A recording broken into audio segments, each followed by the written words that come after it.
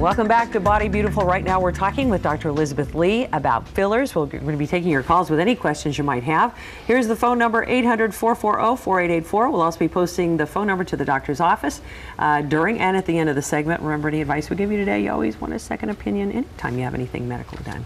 Second opinion is a good idea. Very important. Doctor.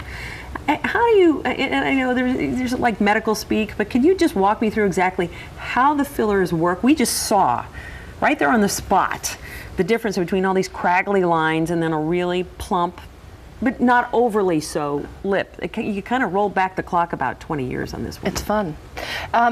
What the fillers do is just what they say, which is that they fill in areas in which there's been a loss of soft tissue fullness.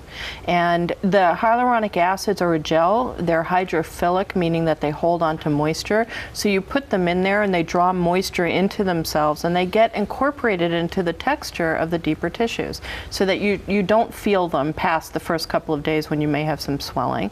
And they just very gently restore or fill areas that have lost volume. And they tend not to be lumpy either. They kind of, or is that the massaging that you do, the sculpting? Exactly. So the thing I like about hyaluronic acids are that they are quite malleable.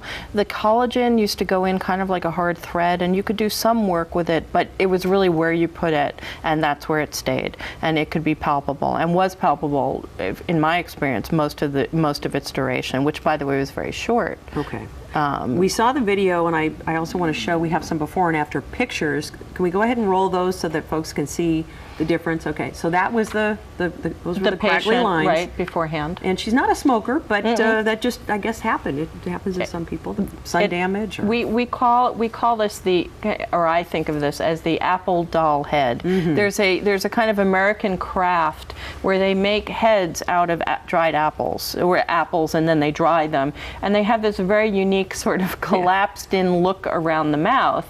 And what you get here, people often think, well, I'm getting wrinkles above my mouth, but what is actually happening is that you're getting a very subtle loss of volume in the lips. So it is often counterintuitive to think about plumping up the lips to fix wrinkles above the lips. Okay. Oh, so you weren't injecting in the skin there. You were doing the lips. I was actually injecting in the lips. And here is her at about a month post-procedure. Wow. And so we also, it didn't show in the clip, but we also filled in the folds or plumped out the folds between her nose and the corner of her mouth. We were calling those the howdy doody lines. Yeah, but they're called, in more medical lingo, they're called nasolabial folds. And so it's important to have nasolabial folds. It's an important landmark in the face.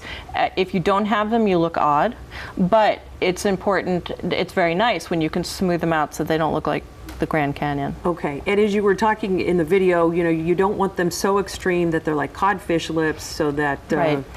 They're so that it's, I always say to my patients, I don't want you walking around like my calling card, which is to say that, oh, who did your lips? What for me is a successful outcome is when the people you come in contact with say, oh, you look great. Is it your hair? Is it what did you do? Did you get a rest? You're your own personal calling card. Oh, well, because thank you. We had you on the show, and I happen to mention, and I put you on the spot, but why not? I mean, you do your own lips, yes. And they're fantastic. And folks saw this, so the phones were ringing off the hook. They wanted to know, okay, how'd you do it? Well, the way I actually do it is that when I go for my cleanings, I have my dentist numb me up, and then I go into his restroom, and I use hyaluronic acid product. And the reason I do it myself, although you won't get in trouble talking about this, right? No, he told me that he could get in trouble, though. And I said, no, you're just doing blocks like you usually do. But the thing is that I often don't like the way it can be done. And so if I'm going to do something, I want it to look the way I want it to look. And if it doesn't, then I want to be responsible for that, not walk around with somebody else's funny looking thing on my face. Okay, we have a lot of phone calls, but I'm going to try to take them out right after the break. But before that, just quickly, very important, and people are not only squeamish about needles, but the pain factor, because the lips are a really sensitive part of the body. How do you get around that? I give blocks. So I give blocks similar to the kind of block that is given in the dental office, so that patients may feel pressure,